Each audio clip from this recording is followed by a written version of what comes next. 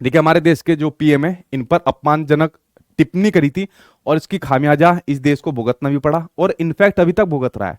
तो आगे जो 3 मंत्री है, तो क्या थे, जैसे नरेंद्र मोदी थे, तो टूरिज्म को बढ़ावा देने के लिए ये चले गए लक्षद्वीप।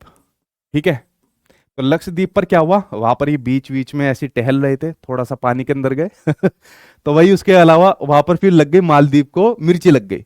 ठीक है, कि यहाँ पर जो है मालदीव, क्योंकि मालदीव के अंदर क्या है, पूरा का पूरा आपको चारों तरफ से समुद्र देखने को मिलेगा। ठीक है, बहुत छोटी सी जगह है मालदीव, तो वहां पर ज्यादातर जैसे हमारे देश के लोग जो जाते हैं घूमने फिरने जाते हैं। अच्छा, मैं भी प्लान बना रहा था मालदीव पर जाने का, कि चलो मैं भी घूमने जाऊंगा, मेरा भी प्लान था छुट्टी के बाद में।